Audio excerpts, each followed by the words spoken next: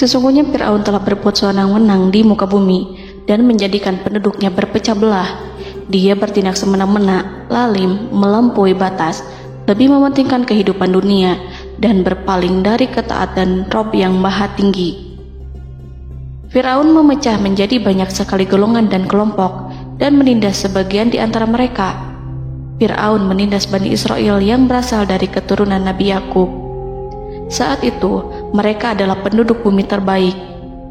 Mereka berada di bawah kuasa Raja Tiran yang zalim, yang memperbudak dan mempekerjakan mereka untuk pekerjaan-pekerjaan hina.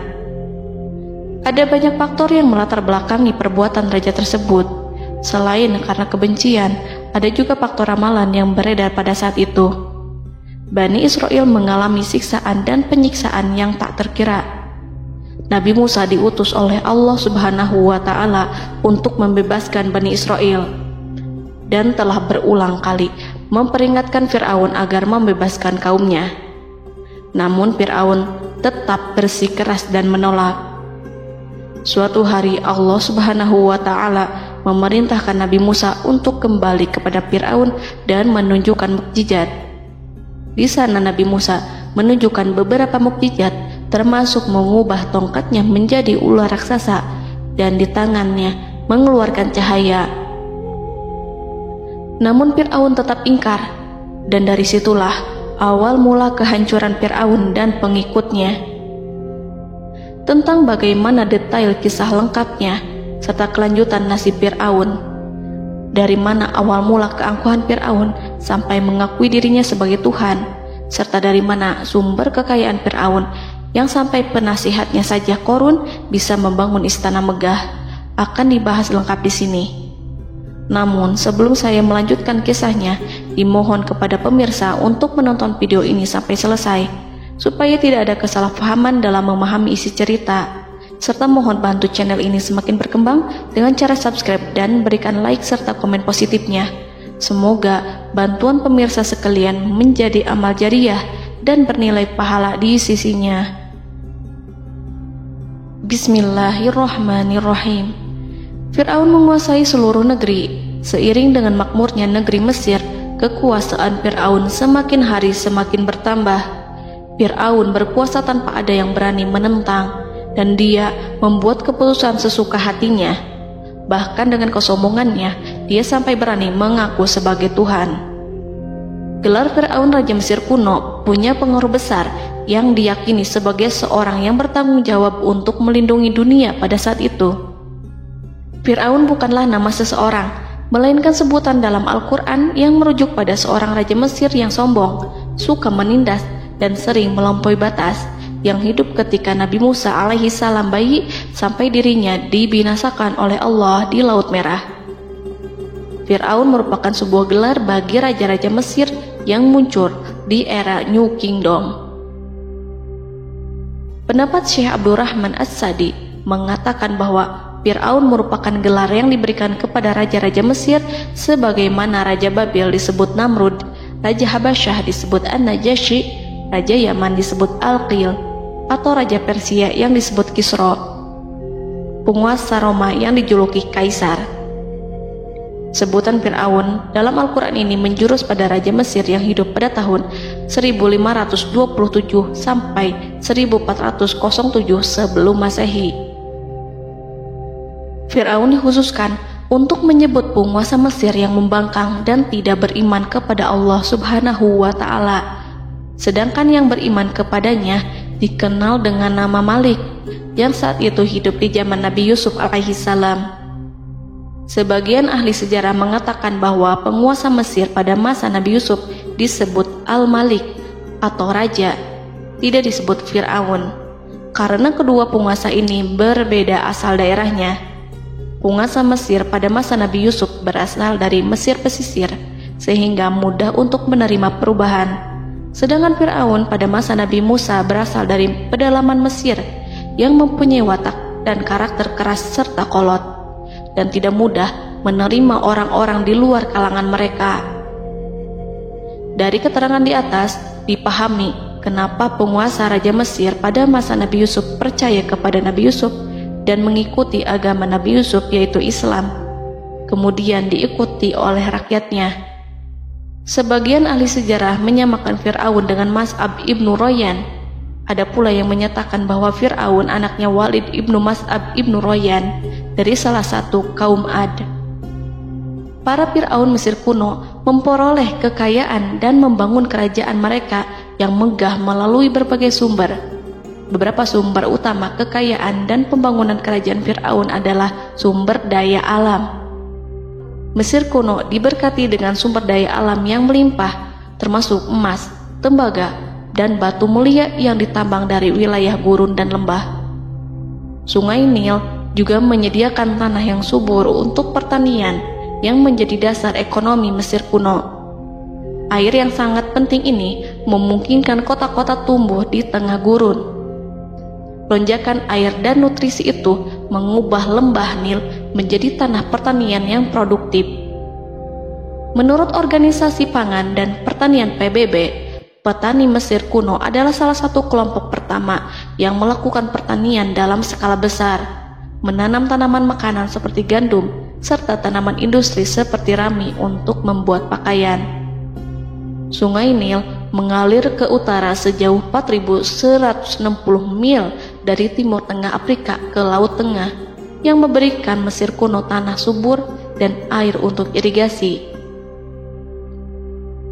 Untuk memaksimalkan pemanfaatan air Sungai Nil, petani Mesir kuno mengembangkan sistem irigasi cekungan. Mereka membangun jaringan tanggul berbahan tanah untuk membentuk cekungan. Kemudian mereka menggali saluran untuk mengarahkan air banjir ke dalam cekungan, di mana air akan menggenang selama sebulan hingga tanah jenuh dan siap untuk ditanami. Selain itu, Sungai Nil dapat dimanfaatkan untuk mengangkut material proyek-proyek konstruksi. Untuk mendapatkan manfaat dari Sungai Nil, orang yang tinggal di tepi sungainya harus mencari cara mengatasi banjir tahunan sungai ini. Untuk memprediksi apakah mereka akan menghadapi banjir yang bisa mengakibatkan panen buruk, orang Mesir kuno membangun nilometer atau pilar batu dengan tanda menunjukkan tingkat air. Mereka mengembangkan keterampilan dan teknologi baru dari pertanian hingga pembuatan perahu dan kapal. Sungai Nil juga merupakan rute transportasi penting karena memainkan peran sentral dalam peradaban Mesir kuno. Orang Mesir menjadi ahli dalam membangun perahu dan kapal untuk mengangkut berbagai barang, termasuk ternak, sayuran, ikan, roti, dan kayu. Mesir kuno memiliki perdagangan yang berkembang dengan wilayah Afrika Timur dan Tengah serta Mediterania Timur. Perdagangan ini tidak hanya mencakup barang-barang mewah, tetapi juga bahan pangan dan bahan baku. Fir'aun juga memiliki semua tanah di Mesir dan mengumpulkan pajak dari rakyatnya. Raja Fir'aun juga memperlakukan rakyat dengan kejam tanpa belas kasihan. Ia memeras pajak yang tinggi dan menjadikan kaum Bani Israel sebagai budak kerajaan. Mereka juga menerima upeti dari negara-negara yang dikalahkan atau ingin menjaga hubungan baik dengan Mesir. Bahkan Fir'aun juga memiliki proyek konstruksi untuk membangun struktur megah seperti piramida, kuil, dan monumen yang tidak hanya menunjukkan kekuasaan dan kekayaan mereka, tetapi juga berfungsi sebagai pusat administrasi dan agama. Proyek-proyek ini seringkali menggunakan tenaga kerja dari rakyat yang bekerja selama musim banjir. Kekayaan dan kerajaan megah Fir'aun merupakan hasil dari pengelolaan sumber daya yang efisien, eksploitasi sumber daya alam, dan kebijakan ekonomi yang cerdas. Ini semua mencerminkan kemajuan teknologi, organisasi sosial, dan kekuatan politik Mesir kuno.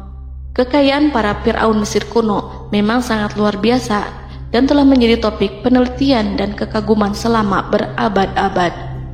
Fir'aun juga dikenal karena kehidupan mewah mereka. Sebagai penguasa Mesir kuno, Fir'aun hidup dengan kekayaan dan kemewahan yang hampir tak terbayangkan, yang mencerminkan kekuasaan dan status mereka. Mereka menghiasi diri mereka dengan aksesoris yang rumit dan gemerlap, serta mengenakan simbol otoritas dan kekuasaan tradisional. Dan Allah memberikan kepada Fir'aun berupa istidratuhul afiyah, yakni hidup sekian lama tanpa pernah merasakan sakit. Allah Subhanahu wa Ta'ala mengaruniai Fir'aun untuk bisa hidup selama 400 tahun tanpa sakit. Tentu, hal tersebut sudah menjadi kehendak Allah Subhanahu wa Ta'ala, maka tidak ada satupun manusia yang bisa menghalangi, bahkan bagi seorang Fir'aun sekalipun yang terkenal dengan kezalimannya.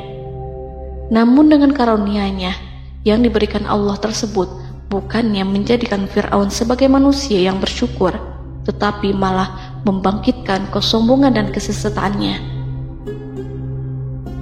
Dan puncak kesombongan Fir'aun juga dicatat Al-Quran sebagai penguasa tangan besi dan manusia yang pernah mengaku Tuhan. Aku adalah Tuhan kalian yang maha tinggi. Quran Surat An-Najiat ayat 24. Fir'aun hidup selama 446 tahun. Selama hidupnya, Fir'aun memiliki tubuh yang sehat dan bugar tanpa pernah mengalami sakit, meski hanya berupa pusing atau flu sekalipun. Fir'aun bahkan tidak pernah merasakan kelelahan. Fir'aun tidak pernah merasakan perihnya lapar, kerongkongannya tidak pernah tersentuh panasnya dahaga. Seandainya dalam semalam saja Fir'aun dilanda sakit berupa pusing atau demam, maka ia akan sibuk untuk mengurus dirinya sendiri dan tidak berpikiran untuk mengaku bahwa ia adalah Tuhan. Hal ini pun dijelaskan dalam kitab Ihya Ulumuddin Al-Qut Al-Qulub oleh Imam Al-Ghazali. Sesungguhnya yang menyebabkan Fir'aun sampai berani mengatakan, "Aku adalah Tuhan kalian yang maha tinggi," hal ini disebabkan karena ia mengalami masa sehat dalam hidupnya yang begitu lama. Kekejaman Raja Fir'aun diikuti dengan kesombongannya. Ia enggan bersyukur atas kemakmuran yang dianugerahkan Allah Subhanahu wa Ta'ala. Ia justru menjadikan negeri Mesir penuh dengan kemusyrikan.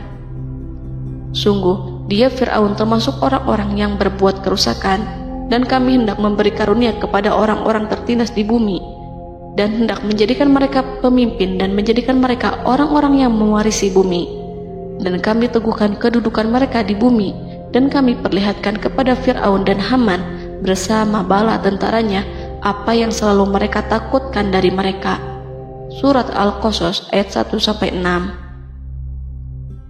Haman yang merupakan penasihat dan sekaligus pelaksana proyek pembangunan menara untuk Fir'aun yang ikut berkontribusi dalam kesesatan Fir'aun, dan dia juga yang menjadi aktor utama atas kezaliman Fir'aun yang nantinya memberikan nasihat kepada Fir'aun dan mendorongnya untuk menolak ajaran Nabi Musa alaihi salam.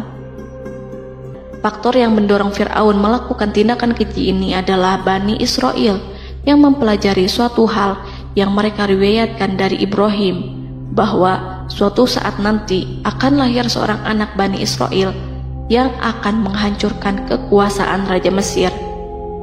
Berita gembira ini terjadi saat insiden antara Sarah, istri Nabi Ibrahim alaihissalam, dengan Raja Mesir yang saat itu berniat jahat terhadap Sarah.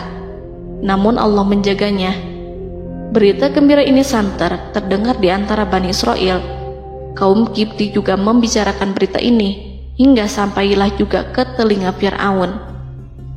Sebagian amir dan orang-orang dekat Fir'aun menyampaikan hal itu kepadanya saat tengah berbincang pada malam hari.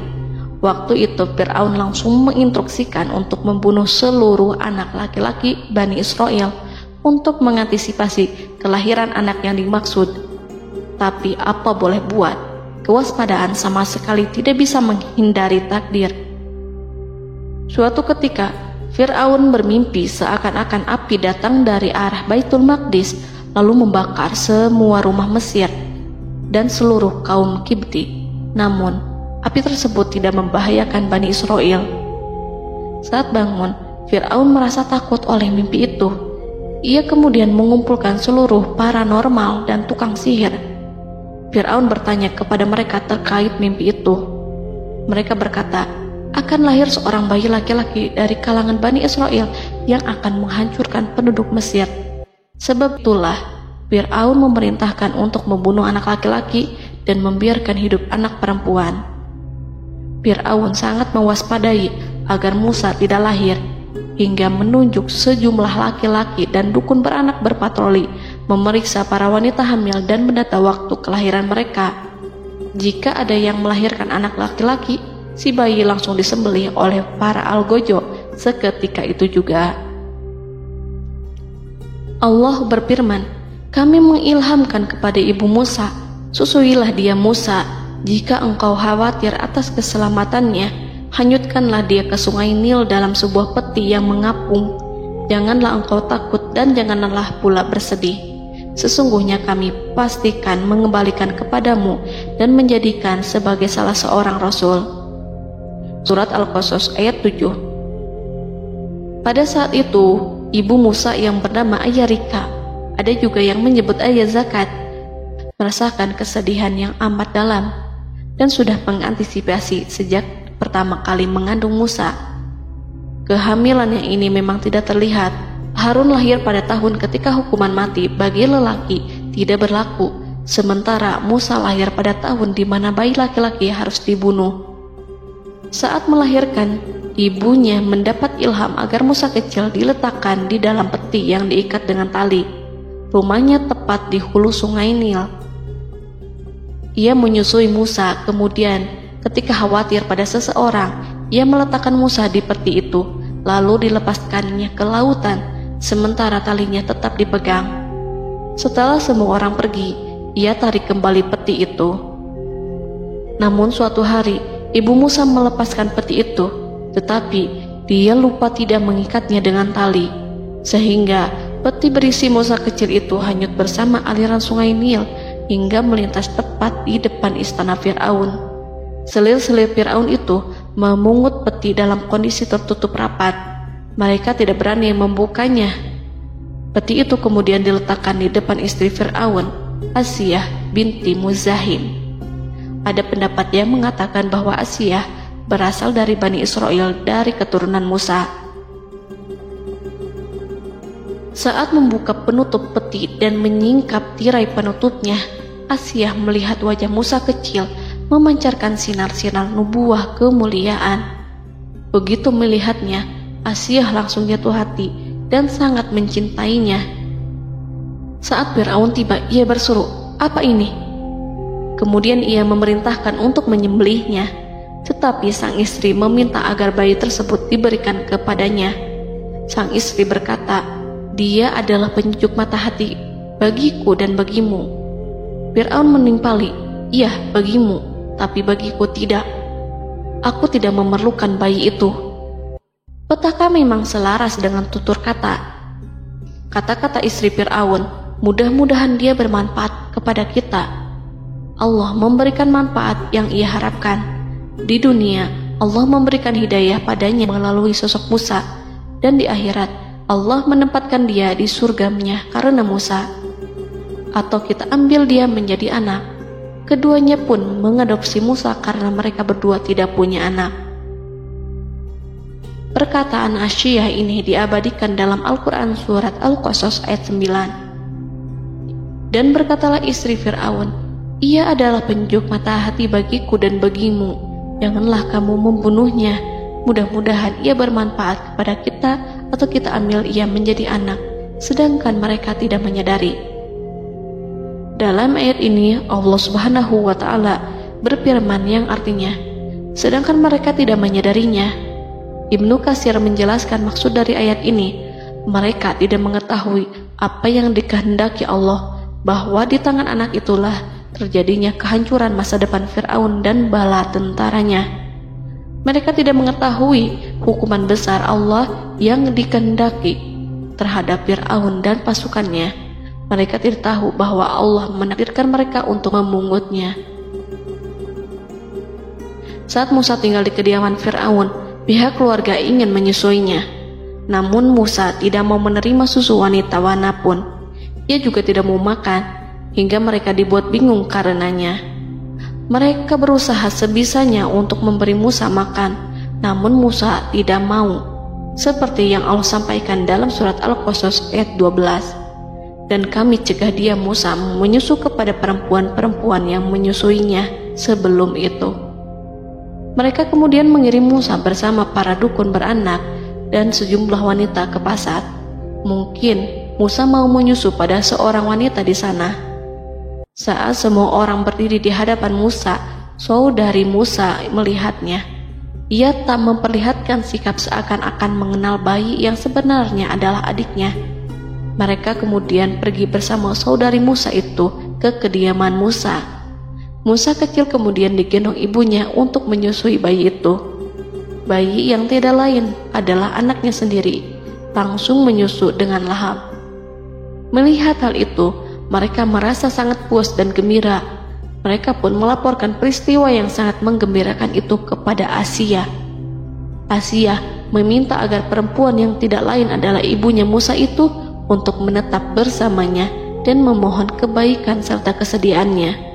Namun, perempuan itu menolaknya seraya berkata, "Sesungguhnya aku mempunyai suami dan anak-anak yang tidak bisa aku tinggalkan.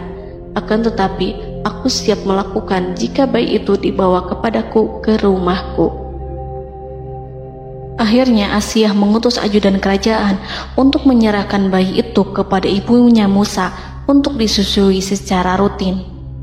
Asia kemudian memberikan berbagai macam fasilitas kepada ibu Musa berupa biaya nafkah sehari-hari, pakaian-pakaian bagus, dan beberapa hadiah istimewa yang lainnya sebagai kompensasi upah menyusui bayi itu.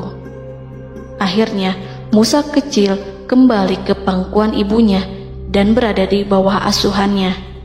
Allah telah menyatukan kembali bayi yang bernama Musa itu dengan ibunya sendiri. Fir'aun tidak akan menyangka jika Allah telah mempersiapkan sesuatu yang besar lewat kehadiran Musa kecil di kerajaannya. Sang Raja bengis lagi terpedaya oleh banyaknya pasukan yang dimiliki, kekuasaan, dan luasnya kerajaan yang maha agung yang tak terkalahkan dan takdirnya tak bisa ditentang. Allah telah memutuskan bahwa bayi itu yang dia dan pengikutnya waspadai keberadaannya itu hingga dengan bengis membunuh banyak sekali nyawa yang tak terhitung jumlahnya. Padahal anak tersebut justru tumbuh dewasa di kediamannya, di atas kasurnya, memakan makanannya, dan meminum yang ada di rumahnya. Fir'aun sendiri justru mengadopsi dan merawat serta mengasuhnya tanpa menyadari rahasia besar di balik itu. Anak itu yang membuatnya binasa di dunia dan akhirat karena menentang kebenaran yang nyata yang ia sampaikan kepadanya. Nabi Musa tumbuh dan hidup sebagai salah seorang dari keluarga kerajaan hingga mencapai usia dewasanya, di mana ia memperoleh asuhan dan pendidikan sesuai dengan tradisi istana. Allah Subhanahu wa Ta'ala mengaruniakannya hikmah dan pengetahuan sebagai persiapan tugas kenabian dan risalah yang diwahyukan kepadanya. Musa tumbuh menjadi seorang pemuda yang mempunyai fisik dan akhlak yang kuat. Allah anugerahkan kepada Musa kesempurnaan tubuh dan kekuatan jasmani. Musa juga menyadari bahwa dia hanyalah anak angkat, tidak setetes pun darah Fir'aun mengalir padanya, dan bahwa ia keturunan Bani Israel yang ditindas dan diperlakukan sewenang-wenang oleh Fir'aun dan kaumnya. Maka dia berjanji kepada dirinya sendiri akan menjadi pembela bagi kaum-kaum yang lemah yang tertindas. Kekuatan fisik Nabi Musa memang tidak bisa diragukan. Itu terbukti pada saat Nabi Musa mampu mengangkat batu penutup sumur seorang diri, padahal batu itu hanya bisa diangkat oleh 10 orang laki-laki. Peristiwa kedua saat perkelahian antara Bani Israel dan orang Kipti atau kaumnya Fir'aun, suku asli Mesir. Saat orang Israel meminta pertolongan kepada Musa untuk mengalahkan orang Kipti, Musa menghampiri orang Kipti tersebut. Dengan tangan terkepal, Musa meninju orang Kipti dan matilah musuhnya itu. Orang Kipti hanya mati karena pukulan itu. Musa tidak sengaja dan tidak bermaksud untuk membunuh orang Kipti. Musa hanya berniat membuatnya jera. Dan karena peristiwa itulah Nabi Musa pergi meninggalkan Mesir karena Musa takut terhadap Fir'aun dan tentaranya yang akan membunuhnya.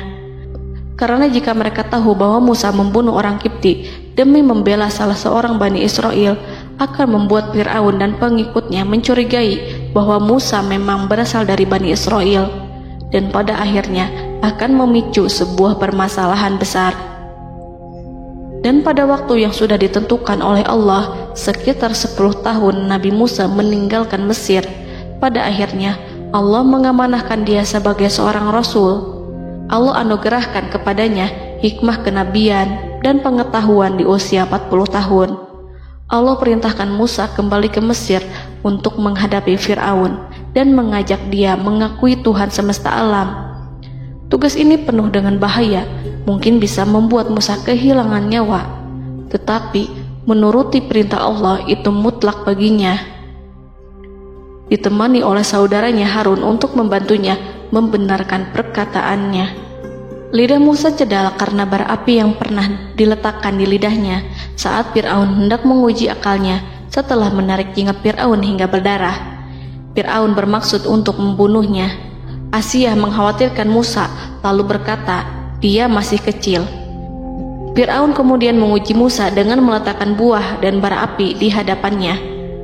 Musa kecil hendak bermaksud meraih buah-buahan, tetapi tangannya dialihkan oleh malaikat. Lalu Musa mengambil bara api dan ia letakkan di lidahnya. Lidahnya cedal karena bara api ini. Musa meminta kepada Allah agar kekakuan yang ada di lidahnya dihilangkan sebagian, sebatas agar kata-katanya bisa dipahami, dan tidak meminta untuk dihilangkan secara total, karena para rasul hanya meminta sebatas yang diperlukan. Pergilah kamu kepada Fir'aun, karena dia benar-benar telah melampaui batas, maka berbicaralah kamu berdua kepadanya dengan kata-kata yang lemah lembut. Mudah-mudahan dia sadar atau takut. Quran Surat Toha ayat 42-43. Ini merupakan sifat santun dan kasih sayang serta rahmat Allah terhadap makhluknya, meski Allah mengetahui kekafiran dan kesewenang-wenangan dan kesombongan Fir'aun. Bersama Harun, Musa mendatangi Fir'aun setelah menemui beberapa rintangan yang lazim ketika akan menemui raja pada waktu itu. Pertemuan Musa dan Harun juga dihadiri oleh beberapa anggota pemerintahan dan penasihat. Bertanyalah Fir'aun kepada mereka berdua, siapakah kalian berdua ini? Musa menjawab, kami Musa dan Harun adalah pesuruh Allah agar kamu membebaskan Bani Israel dari perbudakan dan penindasanmu, dan menyerahkan mereka kepada kami, agar mereka menyembah kepada Allah dengan leluasa dan menghindari siksaanmu. Fir'aun segera mengenal Musa dan berkata kepadanya, bukankah engkau Musa yang sudah kami asuh sejak bayimu, dan kami asuh dalam istana sampai usia remajamu, dan mendapat pendidikan serta pengajaran yang menjadikan engkau pandai? Dan bukankah engkau yang melakukan pembunuhan terhadap diri daripada seorang dari golongan kami? Sudahkah engkau lupa terhadap itu semua dan tak ingat akan jasa kami kepadamu? Musa menjawab, bahwasannya engkau telah mengurus aku sejak kecil.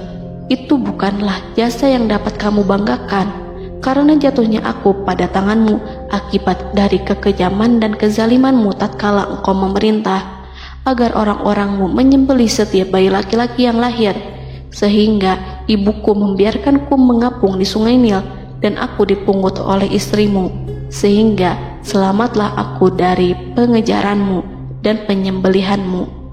Dan kebaikan yang engkau sebutkan itu sebanding dengan perlakuanmu terhadap sebuah suku bangsa besar, yaitu Bani Israel secara keseluruhan, karena engkau telah menindas dan menjadikan mereka budak-budak untuk melayanimu. Dan mengenai pembunuhan itu merupakan kehilafanku, lalu aku lari darimu karena ku takut kepadamu. Namun peristiwa itu merupakan rahmat dan hikmah yang terselubung bagiku, sebab dalam perantauanku setelah aku melarikan diri dari negerimu ini, Allah Subhanahu wa Ta'ala mengaruniakanku dengan hikmah ilmu dan mengutus aku sebagai rasul. Maka dalam rangka tugasku sebagai rasul, datanglah aku kepadamu atas perintah Allah untuk mengajak engkau dan kaummu untuk menyembah Allah dan meninggalkan kezaliman serta penindasanmu terhadap Bani Israel yang engkau pekerjakan, dan perbudak mereka untuk melakukan pekerjaan dan melayanimu. Fir'aun bertanya, siapakah Tuhan yang engkau sebut-sebut itu, hai Musa? Adakah Tuhan di atas bumi ini selain aku yang patut disembah dan dipuja? Musa menjawab, ya, yaitu Tuhanmu dan Tuhan nenek moyangmu, serta Tuhan alam semesta. Fir'aun bertanya, siapakah Tuhan alam semesta itu? Musa menjawab, ialah Tuhan langit dan bumi, dan segala yang ada di langit dan di bumi.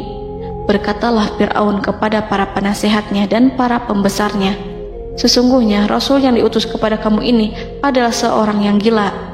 Kemudian ia balik bertanya kepada Harun dan Musa, siapakah Tuhan kamu berdua? Akulah Tuhanmu yang paling tinggi. Surat An-Najiat ayat 23-24. Dan Fir'aun berkata, wahai para pembesar kaumku, aku tidak mengetahui ada Tuhan bagimu selain aku. Quran Surat Al-Qasas ayat 38. Fir'aun menentang, padahal ia tahu bahwa ia adalah hamba yang diatur, dan Allah lah yang menciptakan dan memberi bentuk rupa. Dan mereka mengingkarinya karena kezaliman dan kesombongannya, padahal hati mereka meyakini kebenarannya. Maka perhatikanlah bagaimana kesudahan orang-orang yang berbuat kerusakan. Quran Surat An-Naml ayat 14. Fir'aun beralih memakai kekuasaan dan wibawa yang ia miliki. Fir'aun berkata, jika engkau menyembah Tuhan selain aku akan memasukkanmu ke dalam penjara.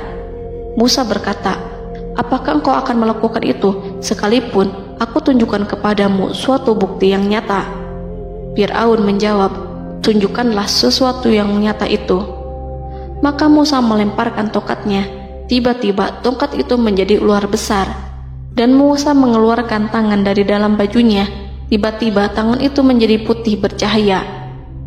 Saking ketakutannya hingga membuat Fir'aun terkena diare. Dalam sehari lebih dari 40 kali buang air. Namun Fir'aun sebagai raja yang mengaku Tuhan tentu tidak akan begitu saja menyerah kepada Musa, walaupun telah diperlihatkan 2 mukjizat. Bahkan Fir'aun berkata kepada kaumnya yang dikhawatirkan terpengaruh oleh mukjizat Musa, bahwa apa yang dilakukan Musa merupakan sihir, dan Musa Harun adalah ahli sihir yang datang dengan maksud menguasai Mesir. Salah satu penasehatnya, yaitu Haman, mengusulkan agar mengumpulkan semua ahli sihir dari berbagai penjuru kerajaan untuk bertanding mematahkan sihir Musa, yang tanpa pikir panjang Fir'aun setujui. Fir'aun pun berkata kepada Musa, apa yang kau bawa ini adalah sihir. Kami akan melawanmu dengan sihir yang sama. Fir'aun pun kemudian meminta Musa untuk bertemu pada waktu dan tempat yang disepakati. Dan langsung disetujui Nabi Musa tanpa ragu sedikit pun. Inilah salah satu tujuan terbesar Musa untuk memperlihatkan ayat-ayat hujah dan bukti-bukti nyata Allah di hadapan halayak ramai. Dengan berbekal pertolongan Allah, Musa yakin akan menang melawan para ahli sihir itu. Maka pada waktu yang sudah ditetapkan, yakni pada permulaan hari, saat cahaya matahari mulai terik menyengat, sehingga kebenaran akan terlihat terlebih jelas dan nyata, orang-orang berbondong-bondong menuju tempat yang sudah ditentukan untuk melihat pertandingan sihir yang sudah dihadiri ribuan tukang sihir. Menurut Muhammad bin Ka'ab, mereka berjumlah 80.000 ahli sihir. Mereka sudah dijanjikan hadiah dan uang yang besar jika berhasil mengalahkan Musa. Para penyihir istana berkata, wahai Musa, apakah engkau yang mau lebih dahulu ataukah kami? Musa menjawab, silahkan kalian lebih dahulu. Maka ketika tali-tali dan tongkat-tongkat ahli sihir dilemparkan, tiba-tiba berubah menjadi seakan-akan ia merayap cepat karena sihir mereka. Ada rasa takut yang menyelimuti hati Musa, takut jika orang-orang terkena fitnah sihir dan tipu daya mereka. Namun Allah langsung menguatkan Musa dan berkata, yang diabadikan dalam Quran Surat Toha ayat 65-69. Janganlah engkau takut, sungguh engkaulah yang unggul, dan lemparkanlah apa yang ada di tangan kananmu, niscaya ia akan membuat. Apa yang mereka buat itu hanyalah tipu daya tukang sihir belaka, dan tidak akan menang tukang sihir itu dari manapun ia datang. Saat Musa melemparkan tongkat, tongkat itu berubah menjadi ular besar yang memiliki kaki, berleher besar, dan bentuk yang menakutkan, hingga semua orang lari dan menjauh. Ular itu kemudian menelan tali-tali para tukang sihir dengan satu persatu dengan gerakan super cepat. Semua orang melihatnya dengan penuh keheranan, sementara para tukang sihir mereka tercengang dan bingung kala melihatnya. Mereka melihat sesuatu yang sama sekali tidak pernah terlintas di benaknya dan juga berada di luar bidang yang mereka kuasai. Saat itulah mereka tahu pasti bahwa yang mereka lihat itu bukanlah sihir, sulap, khayalan ilusi ataupun kebohongan semata, tetapi sebuah kebenaran yang hanya bisa dilakukan oleh Yang Maha Benar, yang mengutus mukjizat tersebut dengan benar. Allah menyingkap tabir kelalaian dari hati mereka, menyinarinya dengan petunjuk yang Ia ciptakan dan menyingkirkan gumpalan keras di hatinya. Mereka segera bertaubat dan tunduk sujud kepadanya. Dengan lantang mereka mengatakan kepada semua yang hadir tanpa memperdulikan hukuman ataupun siksaan apapun, "Kami beriman kepada Rob seluruh alam, yaitu Tuhannya Musa dan Harun." Fir'aun yang congkak dan sombong tentu sangat marah dengan apa yang disaksikannya itu. Ketika melihat ahli-ahli sihirnya begitu cepat menyerah dan mengakui kekalahan kepada Musa, bahkan menyatakan beriman kepada Tuhan Musa dan Harun.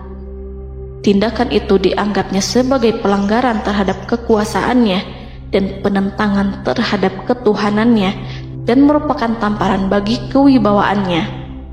Fir'aun berkata kepada mereka, "Apakah kalian telah beriman kepada Musa sebelum aku memberi izin? Kenapa kalian tidak terlebih dahulu bermusyawarah kepadaku sebelum melakukan tindakan keji di hadapan rakyatku ini? Dia itu pemimpinmu yang mengajarkanmu sihir, dan bukankah ini adalah persengkongkolanmu terhadapku? Musa dapat mengalahkan kamu sebab ia mungkin merupakan guru dan pembesar yang mengajari sihir kepadamu, dan kamu telah mengaturnya, dan sandiwaramu ini tak akan kubiarkan. Akan kupotong tangan dan kakimu secara bersilang, dan sungguh aku akan salib kamu pada pangkal pohon kurma sebagai balasan dan hukuman atas pengkhianatanmu ini." Walaupun melihat langsung kebenarannya, Fir'aun tetap tidak percaya. Dia tidak suka keyakinan para penyihir terhadap Musa. Para penyihir itu yang telah mengakui keimanan mereka kepada Allah tak merasa gentar ataupun takut, karena ketika para tukang sihir itu sujud, mereka melihat rumah dan istana-istana di surga yang telah dipersiapkan untuk mereka. Semuanya dirias untuk menyambut kedatangan mereka. Karena itu, mereka tidak peduli dengan ancaman Fir'aun. Setelah peristiwa kekalahan penyihir Fir'aun dengan mukjizat Nabi Musa itu, Fir'aun serta penasihat dan para pembesarnya, termasuk Haman, merencanakan penindasan yang lebih kejam untuk kaum Bani Israel dan merencanakan pembunuhan terhadap Nabi Musa.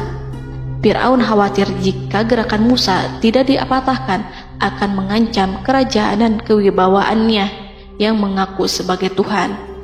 Walaupun sudah diingatkan oleh orang mukmin dari kalangan keluarga Fir'aun agar tidak membunuh Nabi Musa dan menyeru kembali menuju jalan yang benar dan mengingatkan kepada akibat yang buruk yang akan didapati nanti, namun Fir'aun dan penasihatnya tetap berada pada kesesatan. Sebagai balasannya, Allah menghukum Fir'aun dan penduduknya dengan kekeringan dan penyakit yang bertahun-tahun karena menolak Rasulnya. Mereka dilanda banjir bandang, darah yang bercampur dengan seluruh air yang ada. Setiap kali mereka akan mengambil air, baik air sumur ataupun air sungai Nil, pasti akan berubah menjadi darah segar. Serbuan belalang pun tidak bisa mereka hindari. Belalang menghinggapi tanaman hingga tak menyisakan satupun buah, daun, ataupun rumput. Serangan hama dan wabah katak juga mengerumuni mereka hingga berjatuhan di makanan, wadah-wadah, sampai-sampai ketika ada yang membuka mulut untuk makan ataupun minum, pasti ada katak yang jatuh di situ. Semua hukuman itu hanya menimpa Fir'aun dan pengikutnya, sama sekali tidak menimpa Nabi Musa dan Bani Israel. Namun mereka tidak belajar ataupun berubah, mereka tetap saja kafir dan hanyut dalam kejahatan. Setiap kali Allah timpakan hukuman kepada Fir'aun dan pengikutnya, mereka bersumpah dan berjanji kepada Musa untuk beriman. Namun ketika hukuman itu dihilangkan, mereka ingkar janji berpaling dan kembali kepada keburukan seperti sedia kala. Dari semua penderitaan ini, Allah perintahkan Musa membawa pengikutnya keluar dari Mesir, memulai perjalanan berbahaya antara hidup dan mati. Setelah mengetahui keberangkatan Nabi Musa dan Bani Israel, Fir'aun bersama tentaranya bergerak untuk membantai mereka. Dengan pasukan besar yang berjumlah lebih dari 1.600.000 personil, ditambah 100.000 ekor kuda berwarna hitam legam, Fir'aun berhasil mengejar rombongan Nabi Musa yang saat itu berjumlah 600.000 prajurit di pantai Laut Merah saat matahari terbit. Pasukan Fir'aun mengepung mereka dari semua arah. Di belakang mereka ada tentara Fir'aun yang kejam, sementara di hadapan mereka Laut Merah yang membentang luas. Kala situasi kian genting dan Fir'aun beserta seluruh pasukannya mendekat dengan kesungguhan hati, diperkuat dan persenjataan, juga dengan amarah dan kedengkian, penglihatan tidak menetap mengarah ke suatu tujuan, dan hati naik menyesak sampai ke tenggorokan. Saat itulah Yang Maha Penyantun lagi kuasa, Rob Arsy yang mulia, mewahyukan kepada Musa, "Pukullah laut itu dengan tongkatmu." Maka tatkala Musa memukulkan tongkatnya ke lautan, laut itu pun terbelah. Air lautan berdiri tegak laksana gunung yang terbelah oleh kuasa yang maha agung, yang bersumber dari zat yang mengatakan kepada sesuatu, "Jadilah," maka jadilah sesuatu itu. Allah memerintahkan angin barat untuk menyapu kerikil-kerikil hitam lautan, hingga dasar lautan berubah menjadi tanah yang kering, yang tidak melekat pada kaki-kaki kuda dan hewan. Allah memerintahkan Musa untuk melintas bersama kaumnya. Mereka segera turun melintas dengan senang. Mereka menyaksikan sebuah hal yang membuat mata tercengang dan memberikan petunjuk pada hati orang-orang yang mukmin. Setelah Musa bersama kaumnya melintas secara keseluruhan dan keluar dari lautan, saat itulah pasukan garis depan Fir'aun baru masuk. Saat itu Musa bermaksud memukulkan tongkat ke lautan agar kondisi laut kembali seperti sedia kala, agar Fir'aun dan pasukannya tidak bisa mengejar. Tapi Allah yang Maha Kuasa dan pemilik keluhuran memerintahkan agar lautan tetap dibiarkan seperti itu, seperti yang ia firmankan. Saat Musa membiarkan lautan dalam kondisi terbelah dan Fir'aun tiba di tepi pantai, ia melihat sesuatu yang dahsyat. Kondisi ini membuatnya tercengang, dan ia tahu betul bahwa apa yang dilihatnya adalah pekerjaan Rob Arsy yang mulia, seperti halnya mukjizat lain yang pernah ia lihat sebelumnya. Fir'aun berhenti dan tidak maju. Ia menyesal karena mengejar Bani Israel dalam situasi seperti ini, di saat penyesalan tiada lagi membawa guna. Namun Fir'aun memperlihatkan sikap tangguh dan kuat di hadapan para pasukannya dan memperlakukan mereka layaknya musuh. Jiwa kafir dan watak keji Fir'aun mendorong dirinya mengatakan kepada kaum yang ia perdaya hingga patuh dan mengikuti kebatilannya, "Lihatlah bagaimana lautan ini terbelah agar aku bisa mengejar budak-budakku yang melarikan diri dari kekuasaanku, menyimpang dari ketaatanku, dan meninggalkan negeriku." Fir'aun bersembunyi di barisan belakang dengan harapan ia bisa selamat, tapi mustahil ia bisa selamat. Fir'aun terlihat maju mundur. Dan pada kesempatan itu, Jibril menampakkan diri dalam wujud seorang penunggang kuda perawan, lalu melintas di hadapan kuda jantan yang ditunggangi oleh Fir'aun. Kuda yang ditunggangi Fir'aun meringik menghampiri kuda yang ditunggangi Jibril. Fir'aun kemudian masuk ke dalam lautan hingga mendahului kuda dengan tangkas dan cepat. Fir'aun tidak menghindari mara bahaya dari dirinya ataupun mendatangkan manfaat. Mereka segera menyusul hingga semuanya berada di lautan. Setelah bagian depan hendak mencapai tepi, Allah memerintahkan Musa melalui wahyu untuk memukul lautan dengan tongkat. Musa memukul lautan dengan tongkat. Lautan kembali menyatu seperti sedia kala dan menenggelamkan mereka semua. Tak seorang pun yang selamat. Allah menggambarkan tentang bagaimana Fir'aun didengkot orang-orang kafir Kipti tenggelam. Gelombang besar sesekali turun dan sesekali naik membawa Fir'aun. Bani Israel melihatnya dan juga pasukannya, seperti apa siksa dan petaka besar yang Allah timpakan kepadanya dan juga pasukannya, agar Bani Israel senang dan lega. Saat Fir'aun menyaksikan kematian dan mulai sakarat, ia kembali kepada jalan kebenaran dan bertaubat, serta beriman pada saat keimanan tiada lagi membawa guna. Seperti yang Allah sampaikan dalam ayat yang lain, sesungguhnya orang-orang yang dipastikan mendapat ketetapan Rabb-Mu tidaklah akan beriman meskipun mereka mendapat tanda-tanda kebesaran Allah hingga mereka menyaksikan azab yang pedih. Quran Surat Yunus ayat 96-97. Seperti itulah Musa mendoakan keburukan pada Fir'aun dan golongannya agar harta benda mereka dibinasakan, hati mereka diikat sehingga mereka tidak akan beriman hingga melihat siksaan yang pedih, yaitu ketika keimanan tidak ada lagi membawa guna bagi mereka, sekaligus sebagai penyesalan bagi mereka. Allah berfirman kepada Musa dan Harun saat keduanya mengucapkan doa tersebut, sungguh telah diperkenankan permohonan kamu berdua. Quran Surat Yunus ayat 89.